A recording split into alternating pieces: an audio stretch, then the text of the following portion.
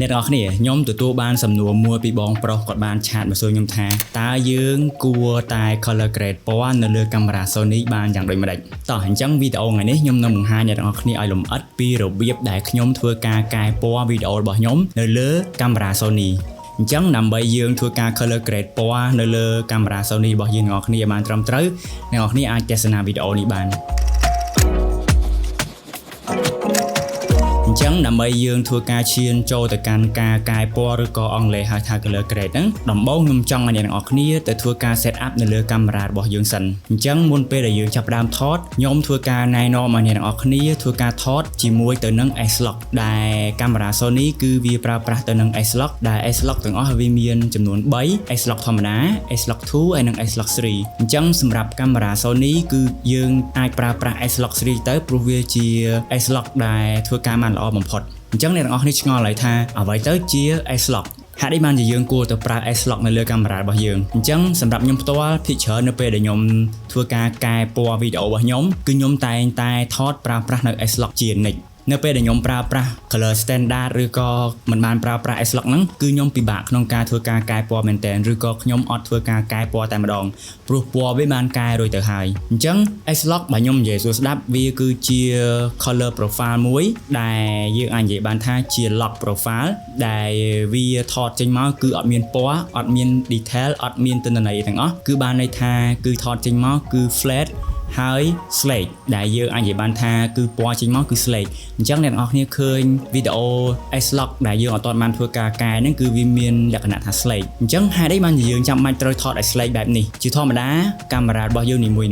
នៅពេលដែលយើងធ្វើការថតជាមួយពណ៌ standard ឬក៏ពណ៌ដែលកាមេរ៉ាដែលយើងដាក់ហើយឬមួយក៏ជាពណ៌ដែលកាមេរ៉ារបស់យើងបានកំណត់ហើយគឺយើងអត់អាចកំណត់នៅ dynamic range បានទេបានន័យថាកាមេរ៉ារបស់យើងបើសិនជាយើងថតឆេះគឺឆេះហើយបើសិនជាយើងថតងងឹតគឺងងឹតតែម្ដងអញ្ចឹងកាលណាដែលយើងថត slate ឬក៏ lock profile ដែលយើងអាចនិយាយបានថា S-Log នេះគឺវាធ្វើឲ្យរូបភាពវីដេអូរបស់យើងហ្នឹងគឺវាមានលក្ខណៈថាស្មើមិនឲ្យវាឆេះពេកឬក៏មិនឲ្យវាងងឹតពេកអញ្ចឹងក្នុងនេះយើងអាចនិយាយបានថាយើងទទួលបាននៅ dynamic range ខ្ពស់ជាង color standard ធម្មតាអញ្ចឹងកាលណាដែលយើងថតបែបនេះគឺយើងទទួលបាននៅ dynamic range ខ្ពស់ជាងពណ៌ធម្មតាអញ្ចឹងកាលណាដែលយើងថតហើយយើងអាចយកវាទៅកែពណ៌ដែលយើងអាចនិយាយបានថាយកវាទៅ convert ទៅជា Rec 709អញ្ចឹងការយកវាទៅដាក់ពណ៌ឡើងវិញឬក៏អង់គ្លេសហៅថា color correction ហ្នឹងយើងអាចប្រើប្រាស់កម្មវិធីកាត់តមួយចំនួនធំដូចជា Final Cut, DaVinci Resolve, Premiere Pro ឬក៏ CapCut ឯជាដើមអញ្ចឹងខ្ញុំសង្ឃឹមថាអ្វីដែលខ្ញុំនិយាយខាងលើនេះអ្នកទាំងអស់គ្នាអាចទទួលបានហើយយើងនឹងចាប់ដើមធ្វើការ color grade ទាំងអស់គ្នាអញ្ចឹងនៅក្នុងកាមេរ៉ា Sony អ្នកទាំងអស់គ្នាចូលទៅកន្លែង Picture Profile ដែល Picture Profile របស់កាមេរ៉ា Sony ភាគច្រើនគឺមាន10អញ្ចឹងសម្រាប់ S-Log 3អ្នកទាំងអស់គ្នាអាចចូលទៅកាន់ Picture Profile ទី9ឬក៏ PP9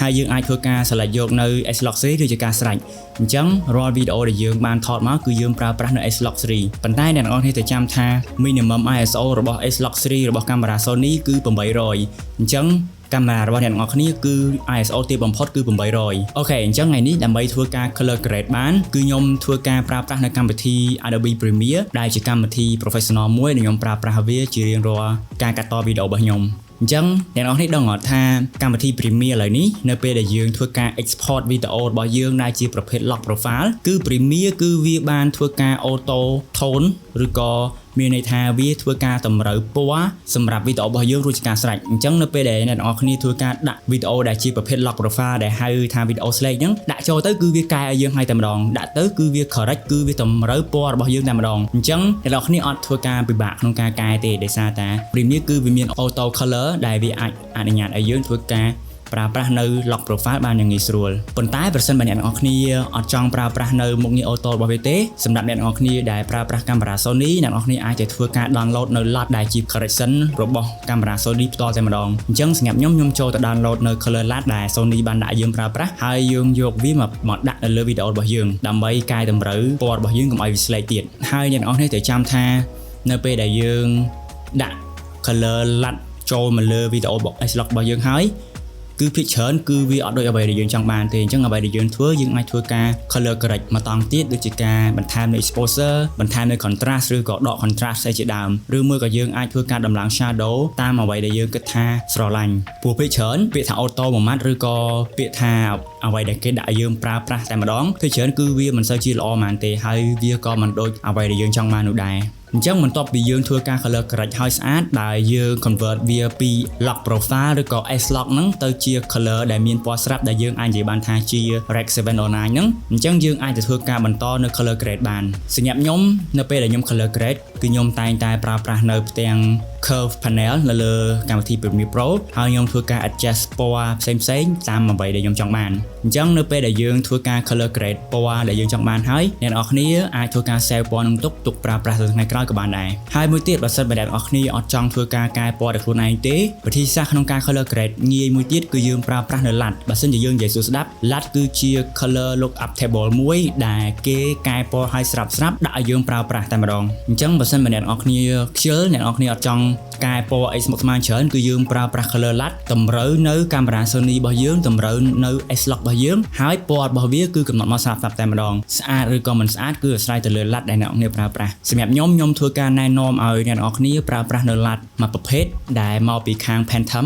ដែលខ្ញុំគិតថា LUT នេះវាធ្វើការបានល្អមែនទែនហើយចំពោះ color របស់វាគឺវាធ្វើចេញមកលក្ខណៈដូចទៅនឹងកាមេរ៉ាកុនអញ្ចឹងគឺវាកែពណ៌របស់យើងឲ្យដូចកាមេរ៉ាកុនហើយមួយទៀតវាក៏មានជា color សម្រាប់កាមេរ៉ាពណ៌ដូចទៅនឹងកាមេរ៉ា film ដែរអញ្ចឹងកាលណាដែលយើងធ្វើបែបនេះគឺវាមានភាពងាយស្រួលហើយលឿនទៀតផងហើយសម្រាប់ color LUT ប្រភេទ Phantom នេះគឺយើងអាចធ្វើការទៅទិញបានវាមិនមែនជា color ដែល free ទេអញ្ចឹងយើងអាចធ្វើការទិញបានហើយប្រសិនបើអ្នកនរគ្នាចង់បានជាប្រភេទ color LUT ដែល free អ្នកនរគ្នាអាចធ្វើការ check ទៅលើ comment ខាងក្រោមខ្ញុំបានដាក់នៅលើ website មួយចំនួនដើម្បីឲ្យយើងទៅធ្វើការ download color LUT free ដើម្បីយកវាមកប្រើប្រាស់ត្បិតតែវាមិនសូវជាដូចអ្វីដែលអ្នកនរគ្នាចង់បានប៉ុន្តែវា free វាអាចឲ្យអ្នកនរគ្នាប្រើប្រាស់បានហើយមួយទៀតសម្រាប់ខ្ញុំនៅពេលដែលខ្ញុំអត់ចង់ប្រើប្រាស់ color LUT ទេគឺខ្ញុំប្រើប្រាស់នៅ plugin មួយដែលល្បីមែនតើដែលអ្នកនរគ្នាប្រហែលជាស្គាល់ហើយគឺខ្ញុំប្រើប្រាស់នៅ Dehancer អញ្ចឹងវីដេអូមួយចំនួនដែលខ្ញុំធ្វើការ color grade គឺខ្ញុំប្រើប្រាស់នៅ Dehancer នេះដែរគឺវាអនុញ្ញាតឲ្យយើងធ្វើការ convert color ពណ៌កាមេរ៉ារបស់យើងទៅតាមប្រភេទនៃ lock ឬក៏ទៅតាមប្រភេទនៃ S lock ដែលយើងបានប្រើប្រាស់ហ្នឹងអញ្ចឹងបើសិនជាយើងប្រើប្រាស់កាមេរ៉ាអីយើង select ទៅហើយវាធ្វើការកែយើង automatic តែម្ដងងាយហើយមួយទៀតយើងក៏អាចប្រើប្រាស់នៅប្រភេទ film color នៅលើវីដេអូរបស់យើងបានយ៉ាងងាយស្រួលហើយយើងអាចធ្វើការជ្រើសរើសនៅពណ៌ឬក៏ film នីមួយៗតាមដែលយើងស្រឡាញ់វាមានច្រើនមែនទែនក៏ប៉ុន្តែ Dehancer គឺវាអត់ free ទេគឺវាតម្រូវយើងបង់ប្រាក់ដើម្បីធ្វើការប្រើប្រាស់វាប៉ុន្តែខ្ញុំស្រឡាញ់វាមែនទែនដោយសារ Dehancer វាមានភាពងាយស្រួលក្នុងការប្រើប្រាស់ហើយពណ៌ color film របស់វាក៏មានច្រើនដែរខ្ញុំស្រឡាញ់ Dehancer មែនទែនអញ្ចឹងនេះគឺជារបៀបក្នុងការ color correct ពណ៌របស់ខ្ញុំរហូតដល់ការធ្វើការ color grade របស់ខ្ញុំសង្ឃឹមថាវីដេអូនេះវាជួយអ្នកនរគ្នាបានច្រើនហើយអ្នកនរគ្នាសង្ឃឹមថាអាចរៀនពីវីដេអូនេះបានច្រើនដូចគ្នាកុំភ្លេចធ្វើការ like ហើយនិង share វីដេអូមួយនេះផងយើងនឹងសន្យាថានឹងជួបគ្នានៅវីដេអូក្រោយជាមួយទៅនឹង technique ល្អៗអញ្ចឹងទៀតបាទអរគុណច្រើនអ្នកនរគ្នាជួបគ្នាវីដេអូក្រោយ